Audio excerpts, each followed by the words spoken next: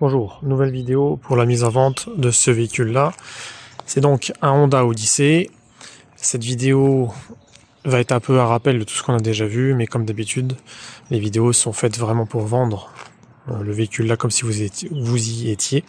Donc, si vous regardez nos vidéos, déjà, on vous en remercie. Comme on le dit souvent, on ne cherche pas à être youtubeur.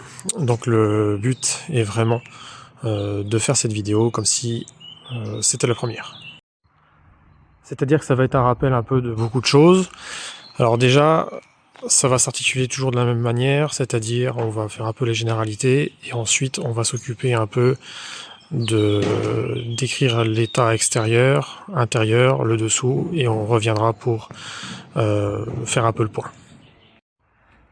Ce véhicule est donc un Honda Odyssey Absolute, donc modèle RB1 de 2005 avec 132 000 km, vendu au tarif de 14 500 € TTC. Très rapidement, ce modèle est un modèle d'import Japon, c'est-à-dire à ne surtout pas confondre, et j'insisterai bien là-dessus plusieurs fois dans la vidéo, avec les modèles américains. Sur les Honda Odyssey, donc il y a eu plusieurs générations, celui-ci la troisième, et à partir donc de la troisième, à partir même de la deuxième, les modèles américains n'ont strictement rien à voir. Ils sont conçus, fabriqués au Japon pour le marché japonais. Et donc, c'est-à-dire que les modèles américains n'ont strictement rien à voir. Ce sont des grands monospaces ou minivans, appelez ça comme vous voulez, alors que celui que vous avez devant les yeux est bien un break. C'est-à-dire c'est bien une plateforme de Honda Accord.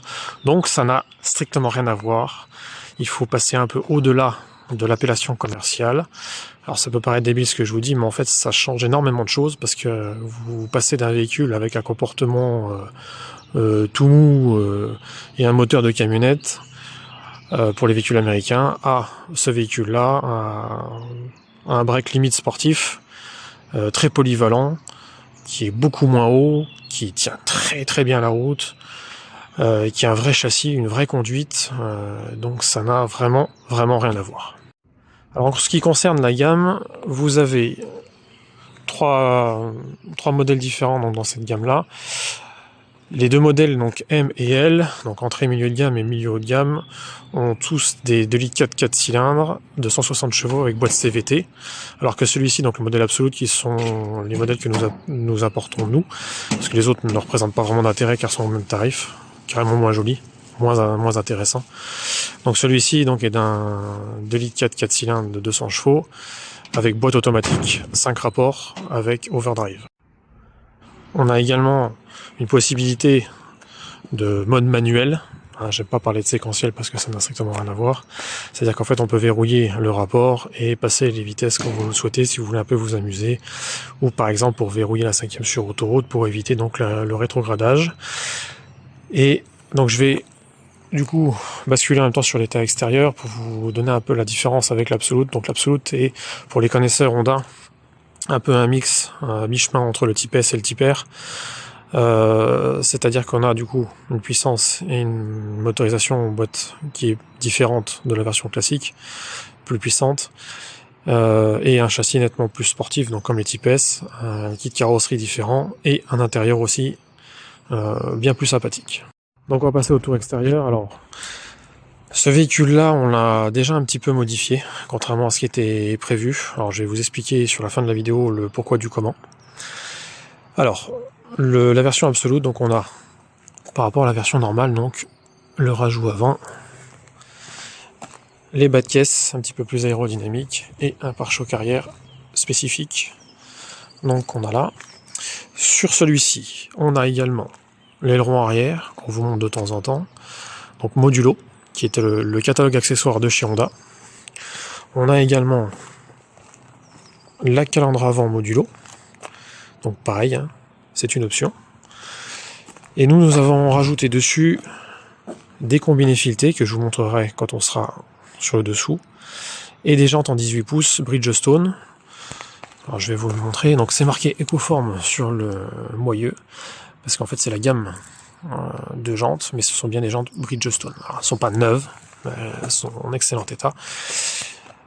Donc je vais profiter pour parler de l'entretien. Donc il y a dessus 4 pneus neufs, donc qui sont homologués, de marque Kumo, hein, on ne met pas des marques de merde non plus. Donc on a changé les 4 amortisseurs par des combinés filetés, donc il faut aller aussi un peu au-delà de ce qu'on connaît il y a très longtemps sur les Koni d'une Golf 3. Hein. On est sur quelque chose de très confortable, ils sont réglables en hauteur et en dureté, mais ça reste très confortable. La voiture, qui n'était pas du genre assez paresseuse d'origine, hein, prend encore moins de roulis, plonge moins au freinage, donc on a un véhicule qui est encore plus stable, sans avoir perdu au confort. On a donc du coup, par le fait une géométrie. Les hauteurs de caisse permettent de passer sur n'importe quel dodan, parce qu'on est bien fourni ici là-dessus. Et donc le véhicule respecte les cotes modulo, c'est-à-dire le catalogue accessoires de chez Honda. Au niveau entretien, comme d'habitude, on a fait donc vidange moteur, filtre à huile, boîte de vitesse, filtre à air moteur, filtre à pollen, bougie, iridium NGK comme c'est prévu d'origine Honda. On a également fait les 4 bobines. On a fait aussi les soufflets de rotule avant supérieur.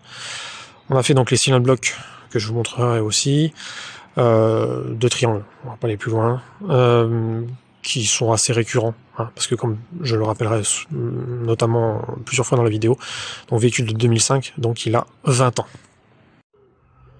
Ce sont des choses tout à fait normales. On a également fait le remplacement de la courroie d'accessoires, et je crois que c'est à peu près tout, ce qui est déjà pas mal. Un bon gros nettoyage, et un réglage des freins, et graissage. Voilà, en gros dans l'ensemble. Alors, on va passer aux défauts carrosserie. Alors sur ce véhicule-là, il y en a extrêmement peu. Donc c'est plus des choses liées à l'âge qu'autre chose.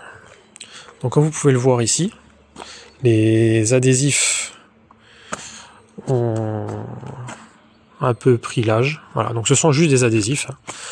Après on a quelques petites marques sur les bulles de vitre. Donc ce sont des bulles de vitre Honda. Pareil, catalogue accessoires Honda. Et on a à peu près la même chose de l'autre côté. Je fais le tour rapidement. Voilà. Donc c'est de l'adhésif. Donc c'est quelque chose qui est très facile de refaire dans n'importe quelle boîte de covering. Donc on ne le refait pas parce qu'on laisse la possibilité aux clients, ce qu'en général les gens aiment bien, soit remettre du noir mat comme là, soit remettre du noir brillant, soit du carbone classique, rouge, blanc, etc. Voilà. Au niveau de l'état extérieur, c'est à peu près tout ce qu'il y a à dire. Alors, je reprécise, hein, je vais pas vous montrer tous les petits impacts de gravillon, les petites bricoles. Hein. Je réinsiste de nouveau là-dessus, c'est un véhicule de 20 ans, donc ce n'est pas un véhicule neuf. On ne fait pas non plus de detailing, on les fait très très propres, on les fait de manière à ce que ça soit quand même cohérent avec un achat professionnel, hein, bien sûr. Mais pour l'autant, voilà, pour autant on ne fait pas de detailing, on ne fait pas non plus, on ne vend pas non plus des véhicules neufs de 20 ans. Donc à bien prendre en compte.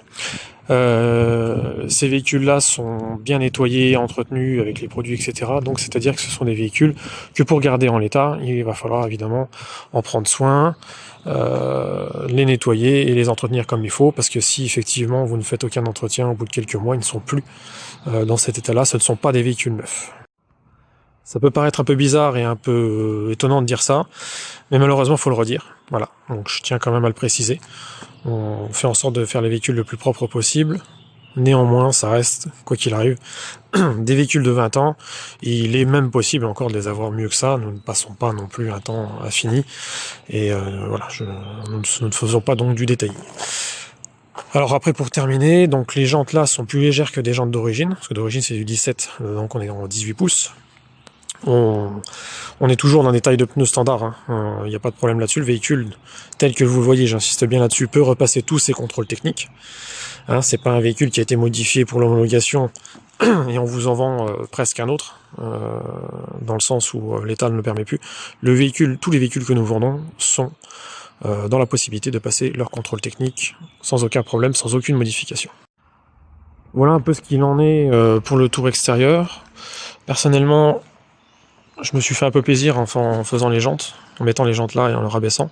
Alors en fait, on a choisi de mettre les combinés filetés, tout simplement parce que les suspensions d'origine étaient cuites. Alors, malgré tout, elles sont passées au test du contrôle technique, parce que c'est un banc numérique Donc on est un peu dans la limite de l'efficacité, on va dire, du test. Donc là, c'est passé, mais en fait le véhicule devant avait un rebond sur certaines aspérités de chaussée qui, je trouve, étaient vraiment pas terribles. Et à l'arrière, on avait un petit sointement d'amortisseur, donc on a pris le choix, la décision de remplacer ça par des combinés filetés. Globalement, je trouve que c'est quand même chouette, ça lui rend un super look. Alors l'aileron et la calandre étaient déjà présents. Je l'ai notamment acheté parce que je trouve que ça lui allait très très bien. Alors, on les a déjà montés sur d'autres véhicules. Mais du coup, je trouvais que ça justifiait un peu le fait de le rabaisser. Et donc, même principe de lui mettre des jantes en 18. Alors, je vais du coup profiter de passer sur l'intérieur par rapport aux jantes en 18. Tout simplement parce qu'en fait, on a je vais vous montrer le siège avant conducteur qui est pas en bon état. Alors, c'est juste un aspect cosmétique, mais je vais bien le montrer. Et donc, c'est pour ça aussi qu'on a décidé de mettre les jantes en 18, parce qu'on a des délais en sellerie qui sont un peu trop importants, donc je vais tout de suite vous le montrer. C'est un peu le seul vrai défaut du siège. Donc en fait, il n'est pas affaissé, rien du tout, mais comme vous pouvez le voir ici, le cuir il est vraiment déchiré, donc il est bon à refaire. Par contre, il n'est pas du tout affaissé, la mousse tient très bien, il n'y a pas de problème là-dessus. Ici aussi, on a une bonne usure, donc il faudrait faire remplacer la pièce là et la pièce là. Donc on va dire en échange de ça, vu qu'on est sur des délais qui sont pas très acceptables pour le moment, on a décidé de mettre les jantes en 18, ce qui lui donne tout de suite un look bien plus sympa. Et concernant le siège, c'est des choses que vous pouvez faire pendant l'hiver ou après. Faut savoir que quand on est dedans dans le siège, il n'y a aucun problème, on ne sent rien, les mousses sont en parfait état, il n'y a aucun problème là-dessus. On passe donc maintenant à la partie intérieure. Alors je vous montre les clés, il y en a deux. Les deux bips, les deux télécommandes fonctionnent bien. Alors on a juste un petit souci sur les deux. Comme vous pouvez le voir, l'anneau est cassé. Par contre les deux fonctionnent bien, on a changé la pile, il n'y a pas de problème là-dessus.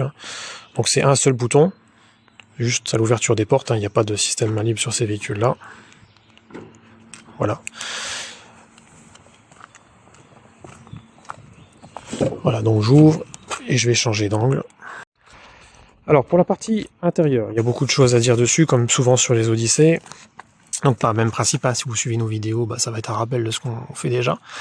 Par contre, en termes de défauts, c'est simple, je vous ai déjà montré le seul défaut qu'il y a vraiment, donc le siège. Pour tout le reste, pour le coup, il est en excellent état. Alors, on va tout de suite vous montrer tous les sièges. Je pense que vous êtes quelqu'un qui mettait beaucoup de jeans, parce qu'en fait, à part ça, à l'arrière, il n'y a rien. Alors, je ne l'ai pas dit, c'est un véhicule homologué 6 places, comme tous nos Odyssées. 6 ceintures 3 points, 6 appuis-tête, 6 places adultes. Vous avez ici, j'en profite avant d'oublier comme souvent, le système ISOFIX pour les deux places là. À l'arrière, il n'y en a pas, devant, il n'y en a pas. Alors, on va reprendre le devant, donc j'oublie. Alors, on va partir de la boîte à gants. Donc, il y a un petit vérin, une petite temporisation, une petite feutrine à l'intérieur. Donc, vous avez les finitions donc de l'Absolute là, et comme vous pouvez le voir, on le retrouve ici, et vous avez une petite finition alu là. Pareil, spécifique à l'Absolute. Là, vous avez du coup un rappel de sellerie, donc le tissu, le cuir, parce que donc c'est un intérieur mi-cuir, mi-tissu, donc tissu au milieu, cuir sur les extérieurs, alors simili-cuir évidemment. Ensuite ici, on a un système télématique complet, donc comme d'habitude, je ne peux pas mettre le son. Tout fonctionne parfaitement, surtout qu'on a remplacé l'écran, parce que il y avait celui-ci qui était plus rétroéclairé, et on a remplacé le poste, parce que le poste ne fonctionnait plus. Voilà. Donc ce qui nous permet en même temps de récupérer la caméra de recul. Donc je vais passer de l'autre côté après. Je mettrai le contact et je vous montrerai tout ça. Clim, comme d'habitude. Donc clim avant et arrière. Vous pouvez commander de l'avant. Donc j'insiste bien, c'est séparé. Donc vous avez chauffage et clim à l'avant, normal. Un extraordinaire tout comme d'habitude. Monoto, des embuages, etc. Des givrages arrière avec le dégivrage des rétroviseurs qui fonctionne. Et vous avez donc la possibilité de mettre en route la clim arrière et de contrôler tout depuis l'avant. Et je vous montrerai également à l'arrière. Donc on a la possibilité ici de commander le milieu et vous avez une ventilation pour le 3e rang parce que du coup vous avez une clim complètement séparée pour le 2e et 3e rang.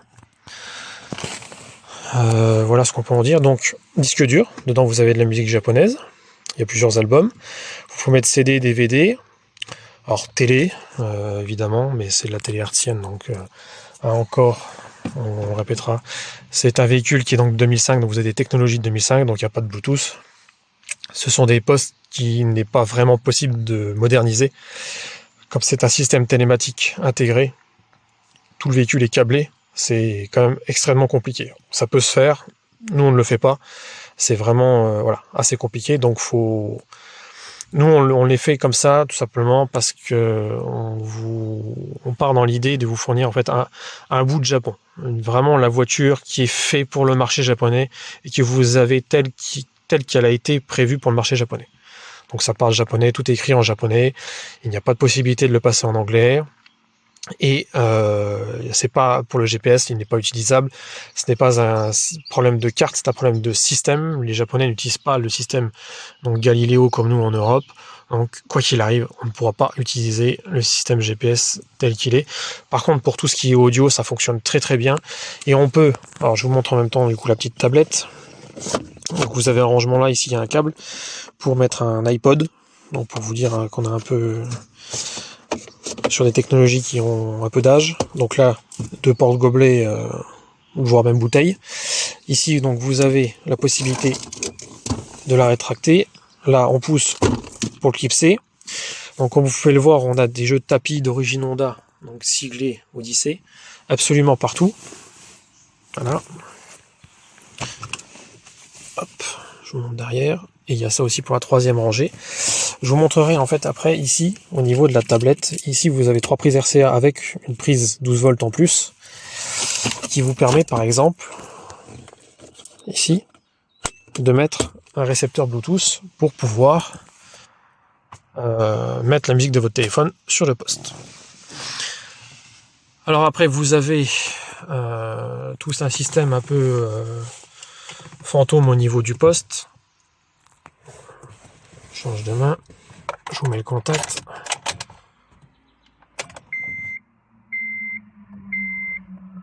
Donc vous avez un ordinateur complet avec la consommation instantanée en temps réel. Alors, comme on le dit à chaque fois, faites bien attention, ça peut surprendre au début, ce ne sont pas des litres au 100, mais des kilomètres par litre, c'est-à-dire combien vous faites de kilomètres avec 1 litre de carburant. Voilà. Ici la commande du poste, bon là c'est pour le système d'appel, qui est un abonnement payant qui même au Japon n'est plus utilisable. Le régulateur de vitesse, comme d'habitude, donc volant multifonction.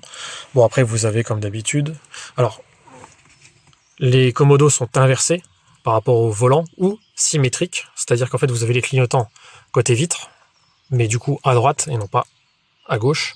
Et donc là les essuie-glaces, donc au début ça fait un peu rigoler, on a tendance à mettre les clignotants mettre les essuie-glaces à la place des clignotants. Voilà un peu ce qu'il en est pour l'avant. Donc boîte de vitesse automatique, toujours, pas de boîte mécanique. Parking, recul, neutre, drive. Et après du coup si vous décalez vers la droite, vous avez plus et moins. Vous pouvez le voir, on a un pédalier alu. Pareil, c'est spécifique à l'Absolute. Le volant 3 branches, spécifique à l'Absolute. Ici, on a le frein de stationnement. Donc, il n'y a pas de... vous appuyez pour mettre l'écran et vous rappuyez dessus pour l'enlever. Hyper simple, hyper pratique. Voilà après ce qu'on peut en dire ici. Alors, pour le haut, rétroviseur, jusque-là, il n'y a pas de problème là-dessus. Arrange lunettes.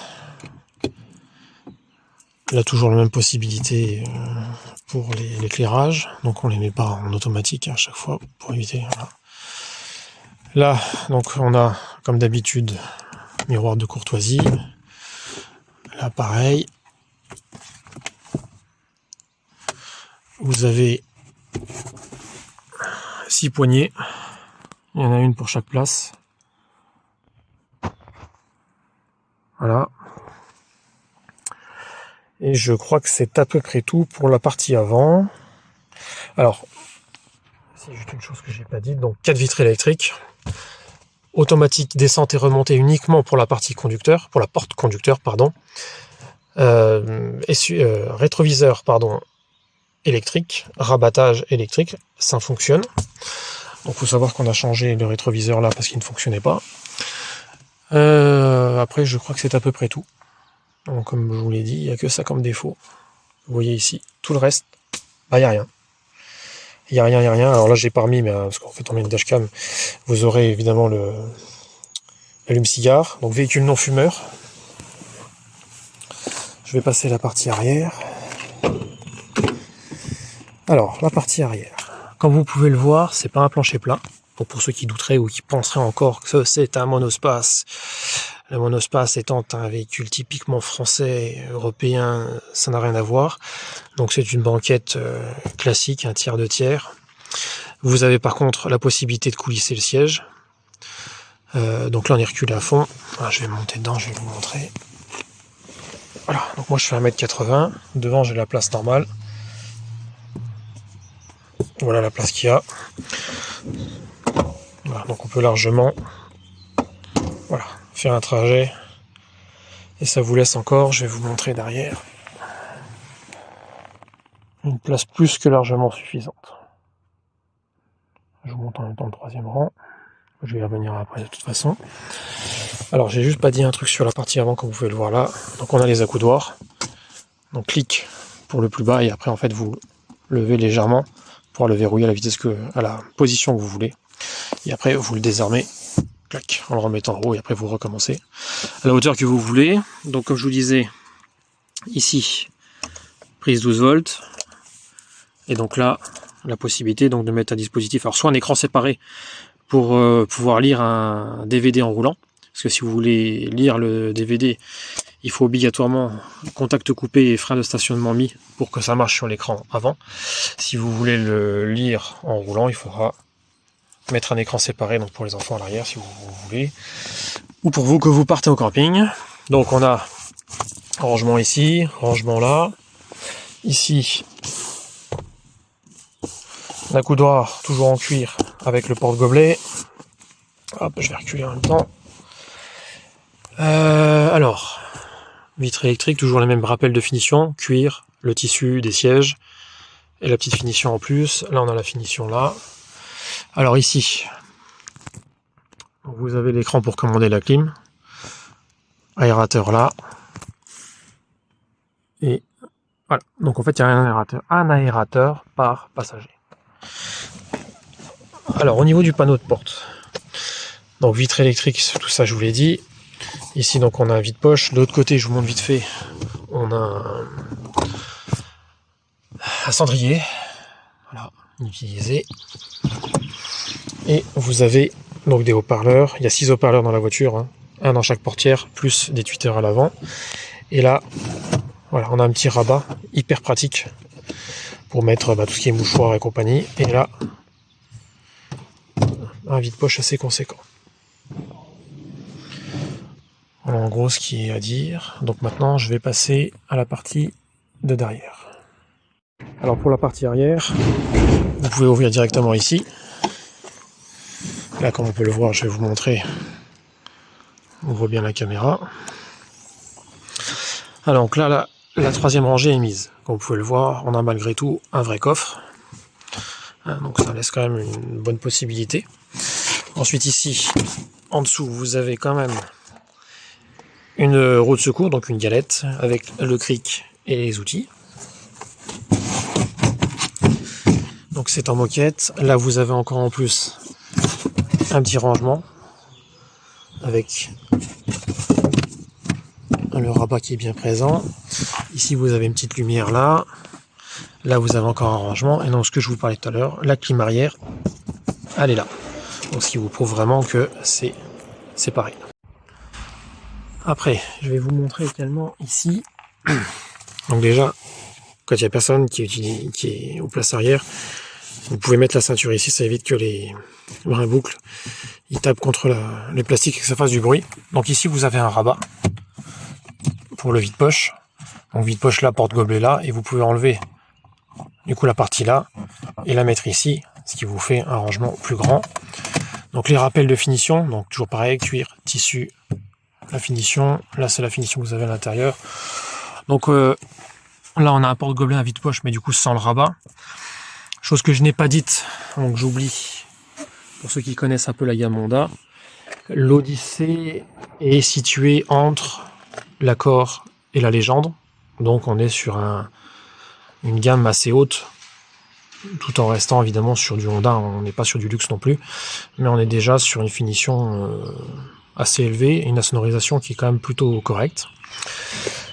Donc là je repars par rapport à l'habitabilité. Donc là, pour rabattre le troisième rang, donc vous appuyez ici, vous appuyez sur les appuis-têtes. Là, vous voyez, je fais ça à une main. Hop. De nouveau ici. Alors ensuite, vous tirez ça. Donc là, je vais la prendre avec la lanière du téléphone. Et après ici, vous avez une petite poignée. Vous tirez. Voilà. Ensuite, vous faites comme ça. Et hop. Tout est rabattu. Pas de problème là-dessus. Si donc vous voulez faire un plancher plat en laissant le deuxième rang, vous tournez la manivelle là. Donc là, vous voyez, on retrouve la moquette. Donc c'est du cuir au dos, mais de la moquette à l'intérieur. Hop. Et ça vous fait un plancher plat. Donc là, pareil. Voilà, je vous montre un peu. Donc là, on est reculé à fond ici. Ça vous donne un peu un ordre d'idée. Je vais me mettre dedans pour vous montrer. Voilà. Là, je suis au niveau du dossier. Sachant que le dossier est incliné, ça vous donne un peu l'ordre d'idée de là où on est. Ensuite, je vais rabattre le milieu. Parce que donc vous pouvez rabattre ici. Alors, pour rabattre ici, c'est très simple. Vous levez l'assise, vous la basculez, tout est manuel. Là, même principe, on rabat l'appui-tête. Voilà, donc je vais le maintenir avec mon coude. Donc je rabats ici et je laisse venir tout simplement là. Donc même principe de l'autre côté. Donc comme vous pouvez le voir, ça vous fait un sacré rangement. Vous vous donnez un ordre d'idée. Vous avez jusqu'à l'assise là-haut 2,10 m par 1,20 m. Et donc dans le mien, parce que moi j'en ai un aussi, j'ai rentré un frigo américain. Pour vous donner un ordre d'idée. Voilà. Je pense avoir fait le tour de l'intérieur. Alors, je vais peut-être juste vous montrer une chose. Là, donc, on rabat ici. Hop. Là, donc, vous voyez bien. Il y a les tapis encore. Pour relever le dossier, c'est pas très compliqué. C'est comme ça. Je vais juste vous montrer. Hop. Donc là, vous voyez, le dossier se met droit un peu par défaut. Pour accéder aux places arrière, c'est très simple. Vous faites comme ça. Voilà, et vous avancez. Ce qui vous laisse du coup un accès un peu comme une voiture 3 portes. Ça, très classique. Et pour remettre le siège, vous le remettez là où vous souhaitez. Et vous relevez le dossier. Et après, il se verrouille. Et après, vous pouvez du coup voilà, mettre le dossier dans le sens que vous voulez. Vous voyez, je ne l'ai pas mis à fond. Et donc là, le principe, on a la poignée. Et on est bien. Voilà. Toujours pareil. Une assez grande place. Donc c'est un véhicule très spacieux, très agréable. Alors toujours pareil, hein, ce n'est pas exclusivement réservé aux gens qui ont des enfants. Hein, si vous faites n'importe quel sport ou loisir qui a besoin de place, c'est forcément bien. Si vous avez des animaux aussi, c'est forcément pas mal. Ou évidemment, après c'est toujours pareil, hein, si vous avez des enfants, c'est vachement pratique. Ou si vous faites beaucoup de bricolage. Voilà, nous, on met régulièrement notre stand dedans. Voilà, on va passer à la partie du dessous. Voilà, donc comme d'habitude, on se retrouve sur le dessous. N'hésitez pas à faire des arrêts sur image. Là,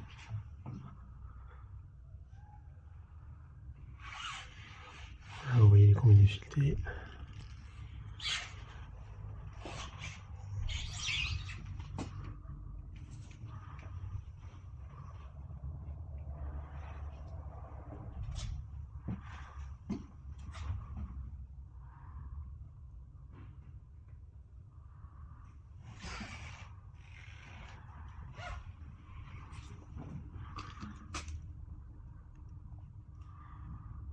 Urine de carburant et de frein.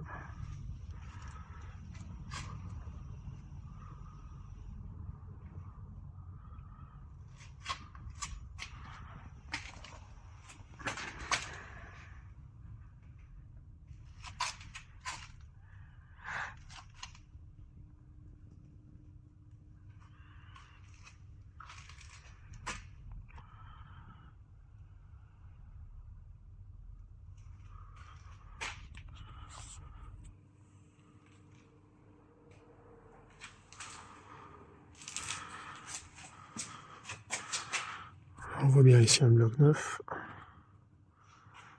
Les suspensions aussi.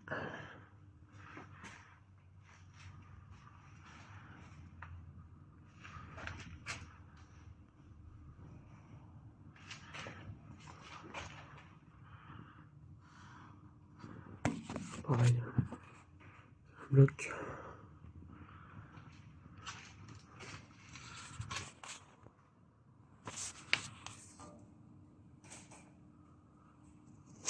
Et voilà. Le dessous du pare-choc, il n'y a rien de particulier. On n'a pas été jusqu'à nettoyer là ça, mais voilà. Et voilà. Voilà de retour du dessous. J'ai profité.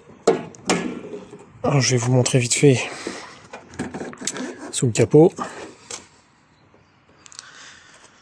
On fait un gros nettoyage. Bon, après, le véhicule, comme je vous ai dit, il a quand même 20 ans et 132 000 km. Voilà. On a refait aussi les phares. Vous pouvez voir, impeccable. Voilà. Vous montrer vite fait le côté conducteur. Alors sur les roues, du coup, on a mis un écran anti-vol. Vous pouvez voir, il y a un petit rangement ici. Voilà. Donc la douille anti-vol, elle est là. L'allume-cigare, en fait, vous voyez, il est là. Hop. Je vais le remettre tout de suite. D'origine. Ici, je vous ai pas montré. Vous voyez comme quoi ça sert d'en faire un petit tour après. Hop. Cendrier. Alors, qui peut servir de vide-poche tout simplement en enlevant ça. Et vous voyez, là, on a un beau vide-poche pour pouvoir mettre les bonbons. Et des trucs comme ça. Hop. Voilà. Ici, vous avez accès au disque dur et vous pouvez même mettre une carte supplémentaire. Donc, il y a 20 Go déjà dedans. Donc, un petit rangement ici. Ça, c'est l'USB que vous pouvez déconnecter. Les mannes classiques. Reste ordinaire. Après, donc, les aérateurs, c'est vrai que je ne monte jamais. Hein. Je crois qu'on est à peu près bon. Donc là, comme je vous avais dit, un haut-parleur. Vide-poche. Un peu le ciel de toit. Voilà. Ici, les ceintures avant, on peut régler la hauteur. Et puis, je crois qu'on est à peu près bien.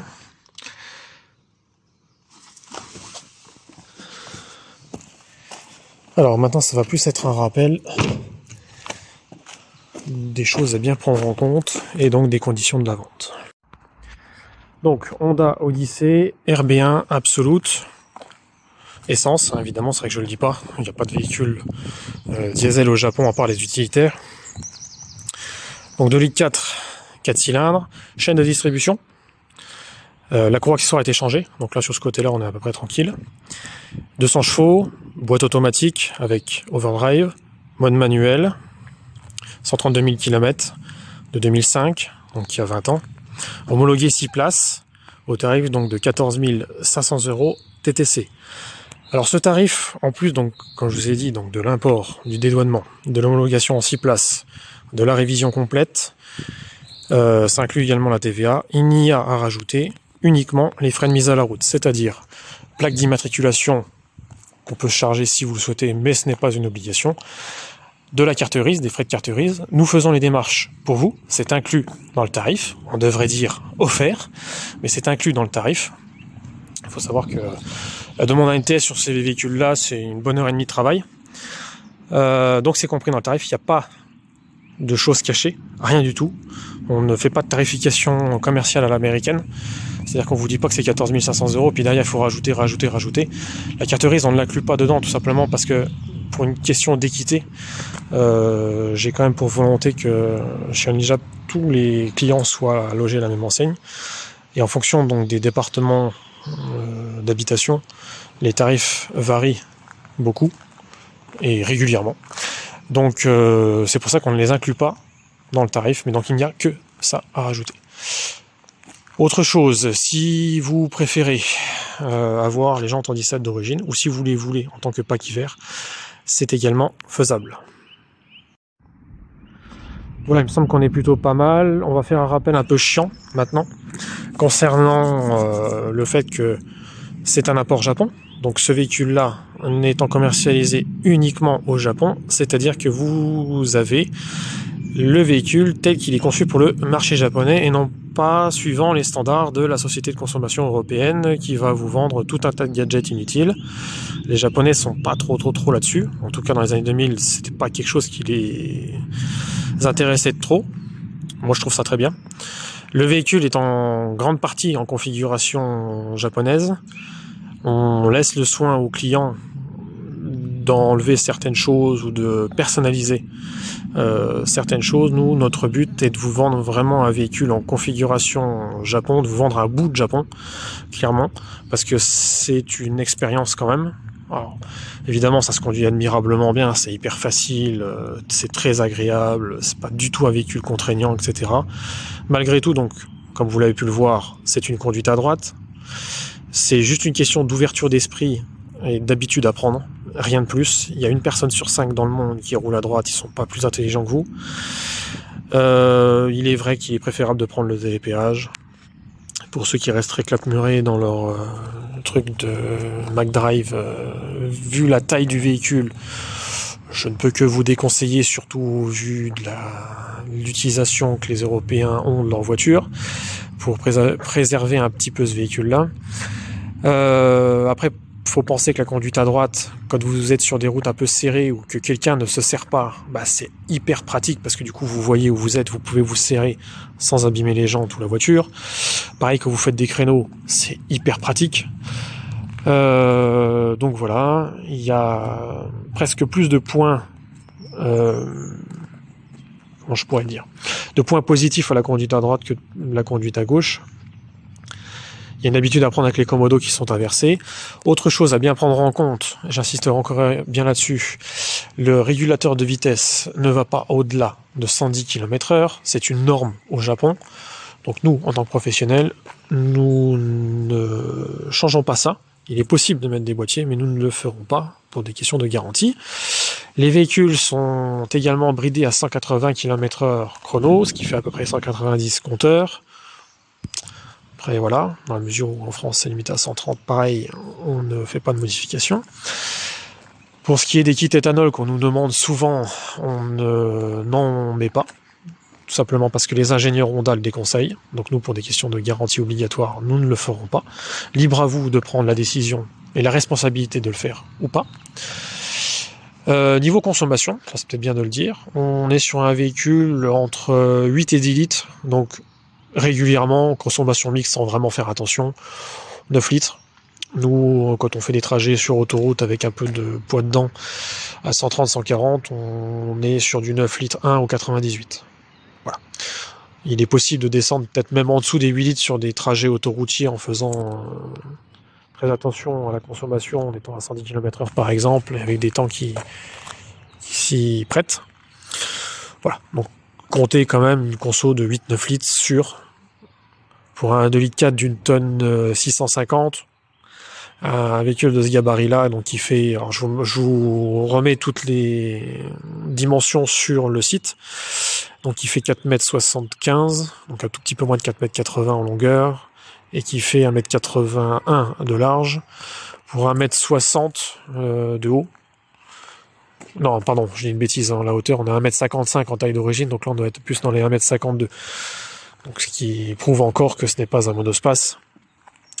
Donc j'en profite pour vous dire que sur le site, vous pourrez retrouver toutes les photos en bonne définition. Vous avez également le lien de la vidéo. Vous avez toutes les informations, notamment sur les options que j'aurais peut-être oublié de montrer, parce que c'est vrai qu'il y en a tellement qu'on oublie peut-être d'en montrer. Donc comme je l'ai dit, il n'y a pas de système main libre, il n'y a pas de truc automatique. Alors j'ai oublié de le dire, il y a des xénons quand même, anti-brouillard avant. Bon, c'est comme un véhicule qui est très très bien équipé.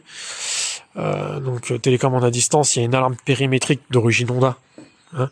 Il y a autre chose que j'ai oublié de dire, effectivement, qu'en fait on peut voir là.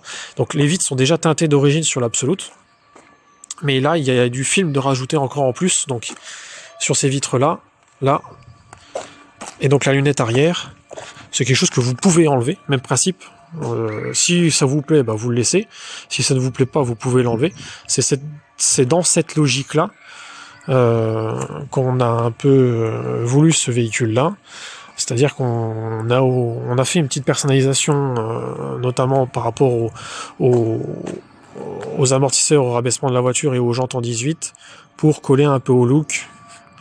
Parce que je pense vraiment qu'il est vraiment très sympa comme ça, avec la calandre et l'aileron.